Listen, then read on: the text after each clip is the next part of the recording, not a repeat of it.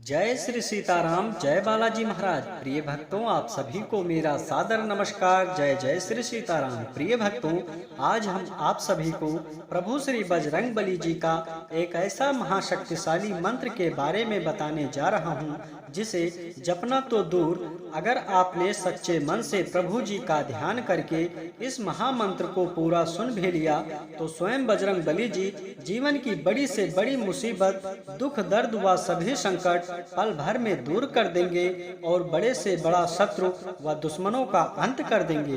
प्रिय भक्तों, परमवीर श्री हनुमान जी महाराज को कलयुग के सबसे सिद्ध व जागृत देवता माने जाते हैं। अगर आप सच्चे मन से इनके किसी एक मंत्र का नित्य जाप करते हैं या सच्चे मन से सुन भी लेते हैं तो यकीन मानिए जीवन के सभी दुख दर्द दूर हो जाएगा और बड़ी से बड़ी मनोकामना शीघ्र ही पूरी हो जाएगी। प्रिय भक्तों, मान्यता है कि यदि आप यात्रा पर निकलने से पहले या कोई शुभ कार्य करने से पहले यदि प्रभु श्री हनुमान जी महाराज का विशेष ध्यान करके इस महाशक्तिशाली मंत्र को 108 बार सुन लिया जाए तो वह कार्य तरक्की के साथ बहुत ही आसानी से पूरा हो जाता है और यात्रा बहुत ही सरल रूप से सफल हो जाती है। कहीं यात्रा पर जाने से पहले या शुभ कार्य करने से पहले इस मंत्र को एक बार जरूर सुने। प्रिय भक्तों, आपको जब भी समय मिले तो इस महाशक्तिशाली मंत्र को अपने ही मोबाइल पर चलाकर प्रभु श्री हनुमान जी महाराज का विशेष ध्यान करके दिन में एक बार जरूर सुने। आपके जीवन में सदा सर्वदा मंगल व कल्याण ही होगा। प्रभु जी की कृपा सदा सदा आपके ऊपर बनी रहेगी। प्रिय भक्तों, आइए बहुत ही सच्चे मन से इस महाशक्तिशाली मंत्र को पूरा सुने। इससे पहले यदि आप चाहते हैं कि प्रभु श्री हनुमान जी महाराज की कृपा आप पर सदैव बनी रहे तो कमेंट में जय श्री राम, जय बजरंगबली महाराज लिखकर अपनी हाजिरी जरूर लगा दें और अपने सनातन धर्म से संबंधित वीडियो पाने के लिए चैनल को सब्सक्राइब जरूर करें।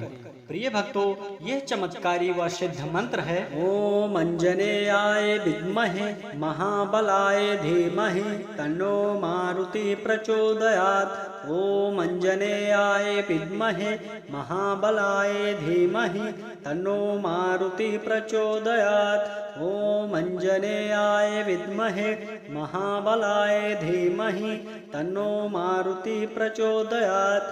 ओम अंजनेयाय विद्महे महाबलाय धीमहि तन्नो मारुति प्रचोदयात्। ओम अंजनेयाय विद्महे महाबलाय धीमहि तन्नो मारुति प्रचोदयात्। ओम अंजनेयाय विद्महे महाबलाय धीमहि तन्नो मारुति प्रचोदयात्। ओम अंजनेयाय विद्महे महाबलाय धीमहि तन्नो मारुति प्रचोदयात्। ओम अंजनेयाय विद्महे महाबलाय धीमहि तन्नो मारुति प्रचोदयात्। ओम अंजनेयाय विद्महे महाबलाय धीमहि तन्नो मारुति प्रचोदयात्। ओम अंजनेयाय विद्महे महाबलाय धीमहि तन्नो मारुति प्रचोदयात्।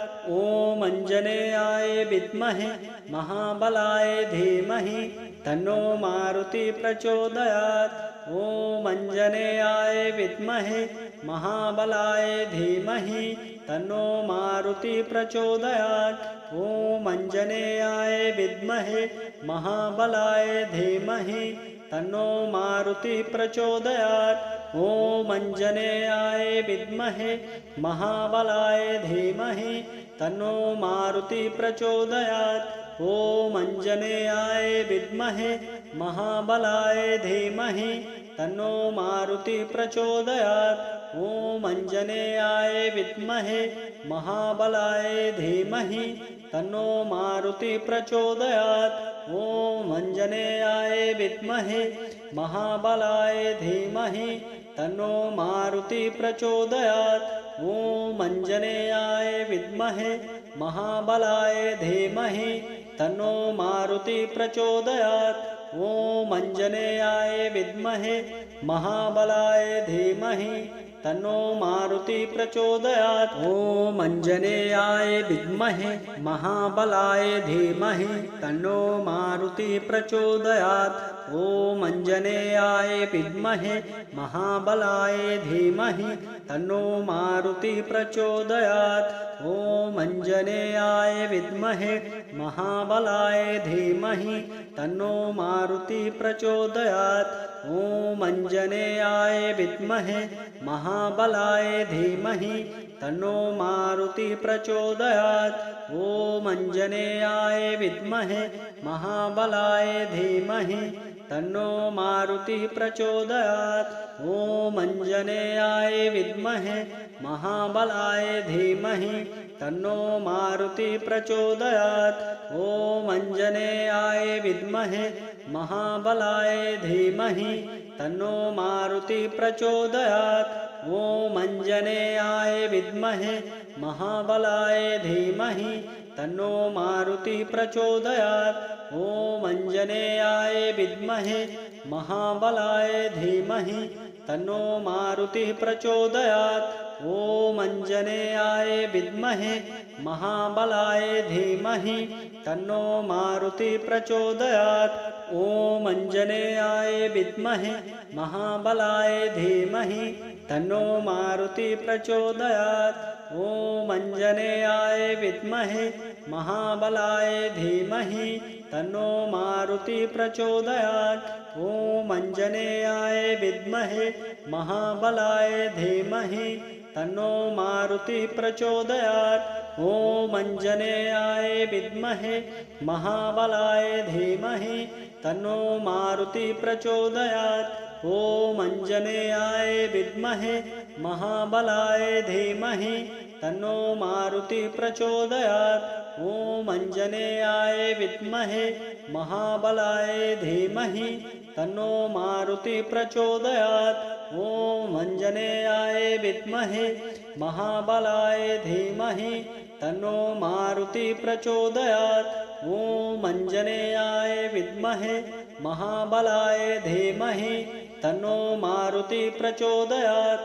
ॐ आञ्जनेयाय विद्महे महाबलाय धीमहि तन्नो मारुति प्रचोदयात्। ॐ आञ्जनेयाय विद्महे महाबलाय धीमहि तन्नो मारुति प्रचोदयात्। ॐ आञ्जनेयाय विद्महे महाबलाय धीमहि तन्नो मारुति प्रचोदयात्। ॐ आञ्जनेयाय विद्महे महाबलाय धीमहि तन्नो मारुति प्रचोदयात्। ॐ आञ्जनेयाय विद्महे महाबलाय धीमहि तन्नो मारुति प्रचोदयात्। ॐ आञ्जनेयाय विद्महे महाबलाय धीमहि तन्नो मारुति प्रचोदयात्। ॐ आञ्जनेयाय विद्महे महाबलाय धीमहि तन्नो मारुति प्रचोदयात्। ॐ आञ्जनेयाय विद्महे महाबलाय धीमहि तन्नो मारुति प्रचोदयात्। ॐ आञ्जनेयाय विद्महे महाबलाय धीमहि तन्नो मारुति प्रचोदयात्। ॐ आञ्जनेयाय विद्महे महाबलाय धीमहि तन्नो मारुति प्रचोदयात्। ॐ आञ्जनेयाय विद्महे महाबलाय धीमहि तन्नो मारुति प्रचोदयात्।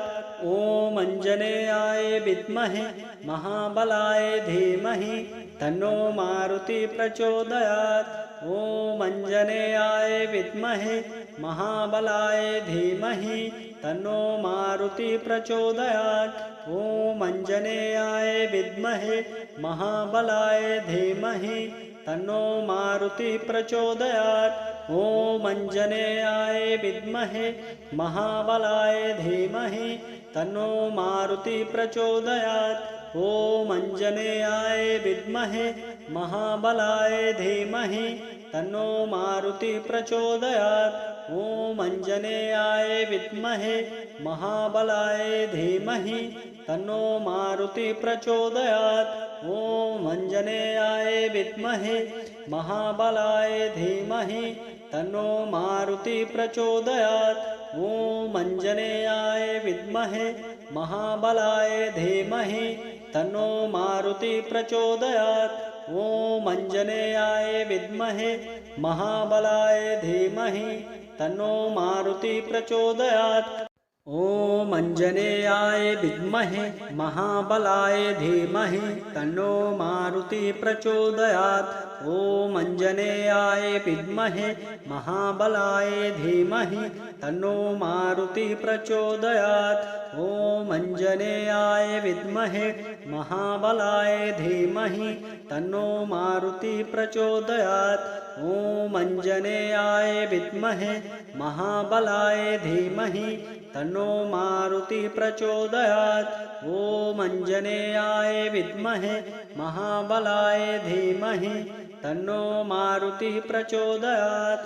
ॐ आञ्जनेयाय विद्महे महाबलाय धीमहि तन्नो मारुति प्रचोदयात्।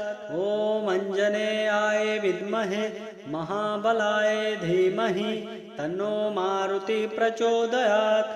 ॐ आञ्जनेयाय विद्महे महाबलाय धीमहि तन्नो मारुति प्रचोदयात्। ॐ आञ्जनेयाय विद्महे महाबलाय धीमहि तन्नो मारुति प्रचोदयात्। ॐ आञ्जनेयाय विद्महे महाबलाय धीमहि तन्नो मारुति प्रचोदयात्। ॐ आञ्जनेयाय विद्महे महाबलाय धीमहि तन्नो मारुति प्रचोदयात्। ॐ आञ्जनेयाय विद्महे महाबलाय धीमहि तन्नो मारुति प्रचोदयात्।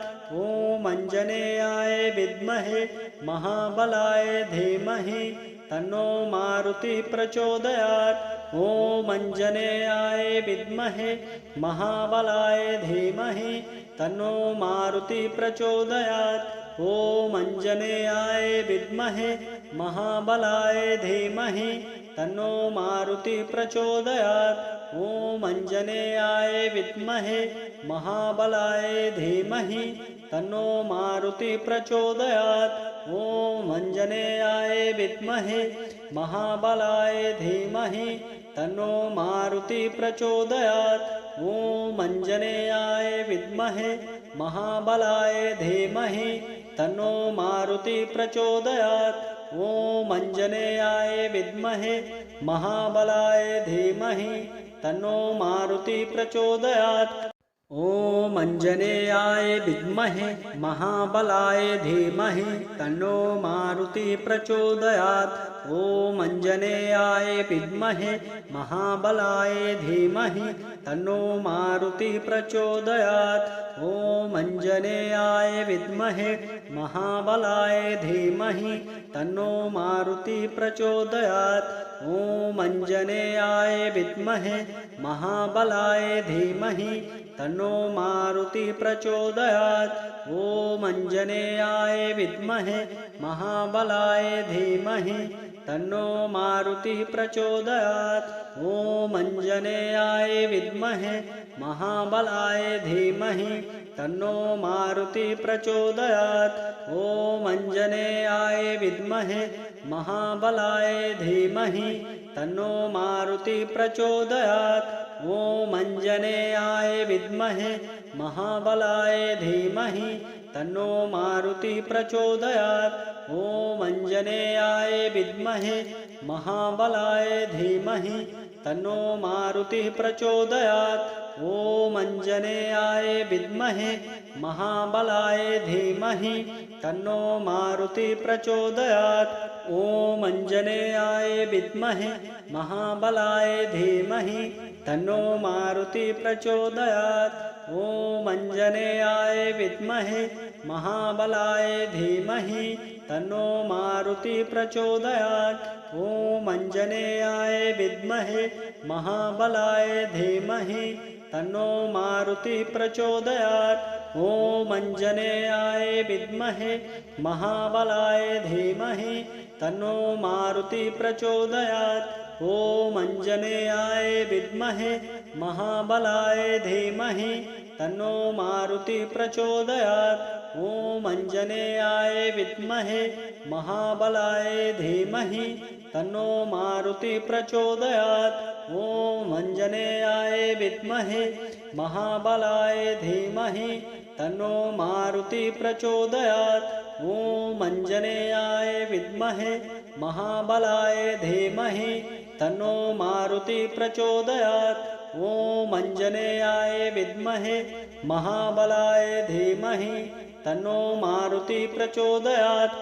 ॐ आञ्जनेयाय विद्महे महाबलाय धीमहि तन्नो मारुति प्रचोदयात्।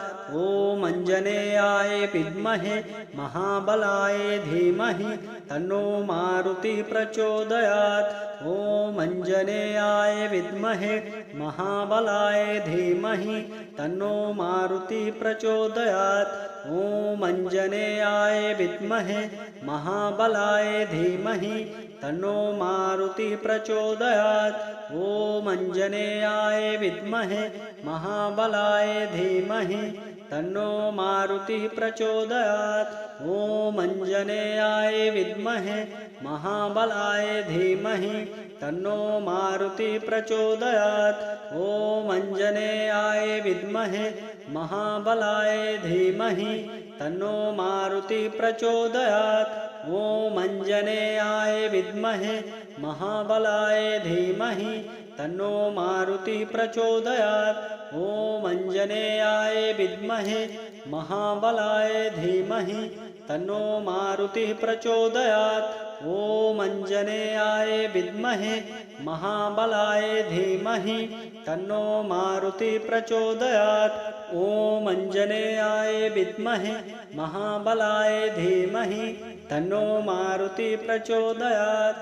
ॐ आञ्जनेयाय विद्महे महाबलाय धीमहि तन्नो मारुति प्रचोदयात्। ॐ आञ्जनेयाय विद्महे महाबलाय धीमहि तन्नो मारुति प्रचोदयात्। ॐ आञ्जनेयाय विद्महे महाबलाय धीमहि तन्नो मारुति प्रचोदयात्। ॐ आञ्जनेयाय विद्महे महाबलाय धीमहि तन्नो मारुति प्रचोदयात्। ॐ आञ्जनेयाय विद्महे महाबलाय धीमहि तन्नो मारुति प्रचोदयात्। ॐ आञ्जनेयाय विद्महे महाबलाय धीमहि तन्नो मारुति प्रचोदयात्। ॐ आञ्जनेयाय विद्महे महाबलाय धीमहि तन्नो मारुति प्रचोदयात्। ॐ आञ्जनेयाय विद्महे महाबलाय धीमहि तन्नो मारुति प्रचोदयात्। ॐ आञ्जनेयाय विद्महे महाबलाय धीमहि तन्नो मारुति प्रचोदयात्। ॐ आञ्जनेयाय विद्महे महाबलाय धीमहि तन्नो मारुति प्रचोदयात्। ॐ आञ्जनेयाय विद्महे महाबलाय धीमहि तन्नो मारुति प्रचोदयात्। ॐ आञ्जनेयाय विद्महे महाबलाय धीमहि तन्नो मारुति प्रचोदयात्। ॐ आञ्जनेयाय विद्महे महाबलाय धीमहि तन्नो मारुति प्रचोदयात्। ॐ आञ्जनेयाय विद्महे महाबलाय धीमहि तन्नो मारुति प्रचोदयात्। ॐ आञ्जनेयाय विद्महे महाबलाय धीमहि तन्नो मारुति प्रचोदयात्। ॐ आञ्जनेयाय विद्महे महाबलाय धीमहि तन्नो मारुति प्रचोदयात्। ॐ आञ्जनेयाय विद्महे महाबलाय धीमहि तन्नो मारुति प्रचोदयात्। ॐ आञ्जनेयाय विद्महे महाबलाय धीमहि तन्नो मारुति प्रचोदयात्। ॐ आञ्जनेयाय विद्महे महाबलाय धीमहि तन्नो मारुति प्रचोदयात्। ॐ आञ्जनेयाय विद्महे महाबलाय धीमहि तन्नो मारुति प्रचोदयात्। ॐ आञ्जनेयाय विद्महे महाबलाय धीमहि तन्नो मारुति प्रचोदयात्। ॐ आञ्जनेयाय विद्महे महाबलाय धीमहि तन्नो मारुति प्रचोदयात्। ॐ आञ्जनेयाय विद्महे महाबलाय धीमहि तन्नो मारुति प्रचोदयात्। ॐ आञ्जनेयाय विद्महे महाबलाय धीमहि तन्नो मारुति प्रचोदयात्। ॐ आञ्जनेयाय विद्महे महाबलाय धीमहि तन्नो मारुति प्रचोदयात्। ॐ आञ्जनेयाय विद्महे महाबलाय धीमहि तन्नो मारुति प्रचोदयात्। ॐ आञ्जनेयाय विद्महे महाबलाय धीमहि तन्नो मारुति प्रचोदयात्। ॐ आञ्जनेयाय विद्महे महाबलाय धीमहि तन्नो मारुति प्रचोदयात्। ॐ आञ्जनेयाय विद्महे महाबलाय धीमहि तन्नो मारुति प्रचोदयात्। ॐ आञ्जनेयाय विद्महे महाबलाय धीमहि तन्नो मारुति प्रचोदयात्। ॐ आञ्जनेयाय विद्महे महाबलाय धीमहि तन्नो मारुति प्रचोदयात्। ॐ आञ्जनेयाय विद्महे महाबलाय धीमहि तन्नो मारुति प्रचोदयात्। ॐ आञ्जनेयाय विद्महे महाबलाय धीमहि तन्नो मारुति प्रचोदयात्।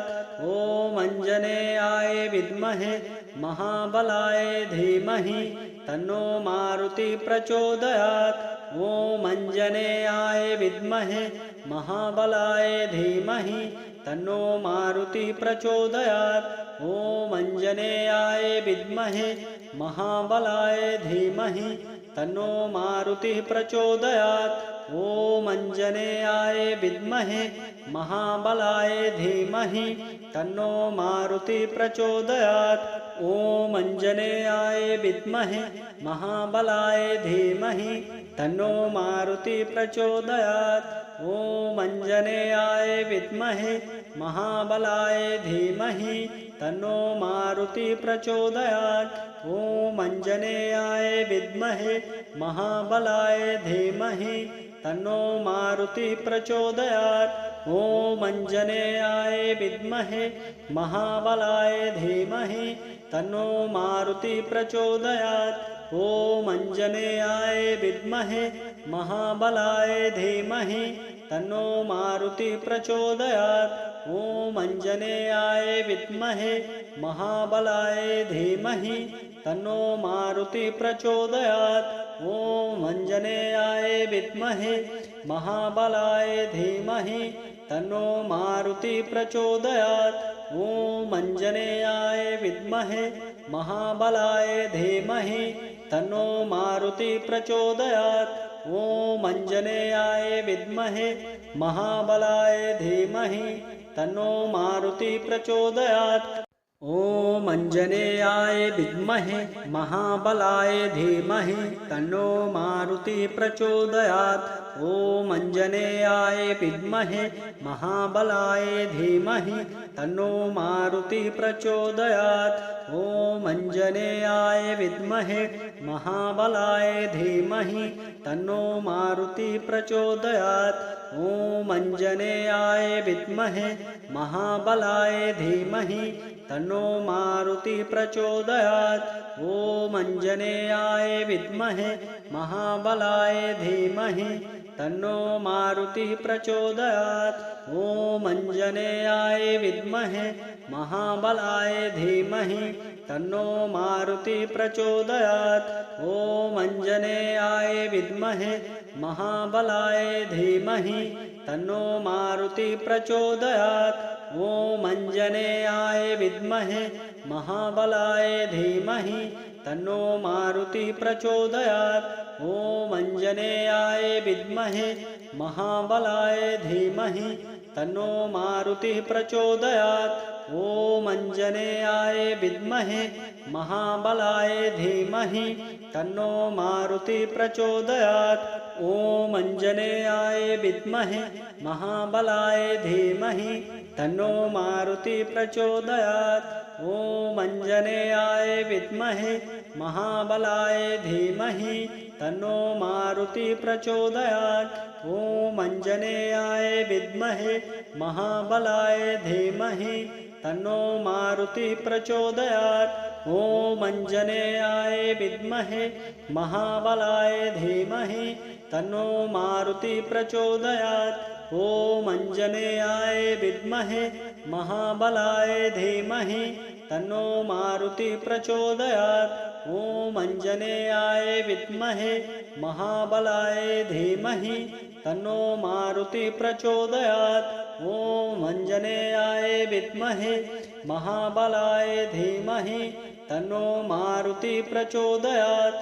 ॐ आञ्जनेयाय विद्महे महाबलाय धीमहि तन्नो मारुति प्रचोदयात्। ॐ आञ्जनेयाय विद्महे महाबलाय धीमहि तन्नो मारुति प्रचोदयात्। ॐ आञ्जनेयाय विद्महे महाबलाय धीमहि तन्नो मारुति प्रचोदयात्। ॐ आञ्जनेयाय विद्महे महाबलाय धीमहि तन्नो मारुति प्रचोदयात्। ॐ आञ्जनेयाय विद्महे महाबलाय धीमहि तन्नो मारुति प्रचोदयात्। ॐ आञ्जनेयाय विद्महे महाबलाय धीमहि तन्नो मारुति प्रचोदयात्। ॐ आञ्जनेयाय विद्महे महाबलाय धीमहि तन्नो मारुति प्रचोदयात्। ॐ आञ्जनेयाय विद्महे महाबलाय धीमहि तन्नो मारुति प्रचोदयात्। ॐ आञ्जनेयाय विद्महे महाबलाय धीमहि तन्नो मारुति प्रचोदयात्। ॐ आञ्जनेयाय विद्महे महाबलाय धीमहि तन्नो मारुति प्रचोदयात्। ॐ आञ्जनेयाय विद्महे महाबलाय धीमहि तन्नो मारुति प्रचोदयात्। ॐ आञ्जनेयाय विद्महे महाबलाय धीमहि तन्नो मारुति प्रचोदयात्। ॐ आञ्जनेयाय विद्महे महाबलाय धीमहि तन्नो मारुति प्रचोदयात्। ॐ आञ्जनेयाय विद्महे महाबलाय धीमहि तन्नो मारुति प्रचोदयात्। ॐ आञ्जनेयाय विद्महे महाबलाय धीमहि तन्नो मारुति प्रचोदयात्। ॐ आञ्जनेयाय विद्महे महाबलाय धीमहि तन्नो मारुति प्रचोदयात्। ॐ आञ्जनेयाय विद्महे महाबलाय धीमहि तन्नो मारुति प्रचोदयात्। ॐ आञ्जनेयाय विद्महे महाबलाय धीमहि तन्नो मारुति प्रचोदयात्। ॐ आञ्जनेयाय विद्महे महाबलाय धीमहि तन्नो मारुति प्रचोदयात्। ॐ आञ्जनेयाय विद्महे महाबलाय धीमहि तन्नो मारुति प्रचोदयात्। ॐ आञ्जनेयाय विद्महे महाबलाय धीमहि तन्नो मारुति प्रचोदयात्। ॐ आञ्जनेयाय विद्महे महाबलाय धीमहि तन्नो मारुति प्रचोदयात्। ॐ आञ्जनेयाय विद्महे महाबलाय धीमहि तन्नो मारुति प्रचोदयात्। ॐ आञ्जनेयाय विद्महे महाबलाय धीमहि तन्नो मारुति प्रचोदयात्। ॐ आञ्जनेयाय विद्महे महाबलाय धीमहि तन्नो मारुति प्रचोदयात्। ॐ आञ्जनेयाय विद्महे महाबलाय धीमहि तन्नो मारुति प्रचोदयात्। ॐ आञ्जनेयाय विद्महे महाबलाय धीमहि तन्नो मारुति प्रचोदयात्। ॐ आञ्जनेयाय विद्महे महाबलाय धीमहि तन्नो मारुति प्रचोदयात्। ॐ आञ्जनेयाय विद्महे महाबलाय धीमहि तन्नो मारुति प्रचोदयात्। ॐ आञ्जनेयाय विद्महे महाबलाय धीमहि तन्नो मारुति प्रचोदयात्। ॐ आञ्जनेयाय विद्महे महाबलाय धीमहि तन्नो मारुति प्रचोदयात्।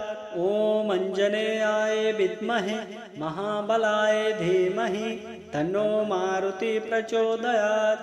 ॐ अंजनेयाय विद्महे महाबलाय धीमहि तन्नो मारुति प्रचोदयात्। ॐ अंजनेयाय विद्महे महाबलाय धीमहि तन्नो मारुति प्रचोदयात्। ॐ अंजनेयाय विद्महे महाबलाय धीमहि तन्नो मारुति प्रचोदयात्। ॐ अंजनेयाय विद्महे महाबलाय धीमहि तन्नो मारुति प्रचोदयात्।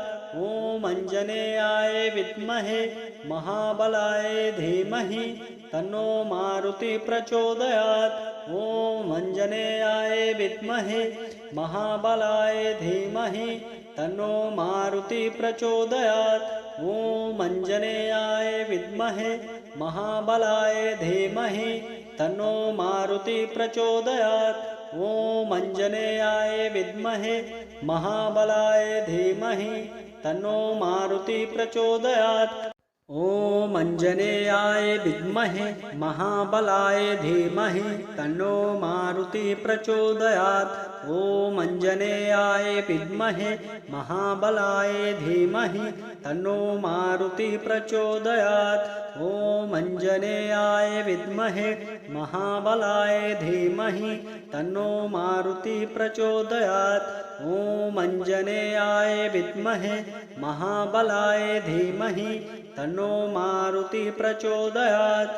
ॐ अंजनेयाय विद्महे महाबलाय धीमहि तन्नो मारुति प्रचोदयात्। ॐ अंजनेयाय विद्महे महाबलाय धीमहि तन्नो मारुति प्रचोदयात्। ॐ अंजनेयाय विद्महे महाबलाय धीमहि तन्नो मारुति प्रचोदयात्। ॐ अंजनेयाय विद्महे महाबलाय धीमहि तन्नो मारुति प्रचोदयात्। ॐ अंजनेयाय विद्महे महाबलाय धीमहि तन्नो मारुति प्रचोदयात्। ॐ अंजनेयाय विद्महे महाबलाय धीमहि तन्नो मारुति प्रचोदयात्। ॐ अंजनेयाय विद्महे महाबलाय धीमहि तन्नो मारुति प्रचोदयात्। ॐ अंजनेयाय विद्महे महाबलाय धीमहि तन्नो मारुति प्रचोदयात्। ॐ अंजनेयाय विद्महे महाबलाय धीमहि तन्नो मारुति प्रचोदयात्। ॐ अंजनेयाय विद्महे महाबलाय धीमहि तन्नो मारुति प्रचोदयात्। ॐ अंजनेयाय विद्महे महाबलाय धीमहि तन्नो मारुति प्रचोदयात्। ॐ अंजनेयाय विद्महे महाबलाय धीमहि तन्नो मारुति प्रचोदयात्।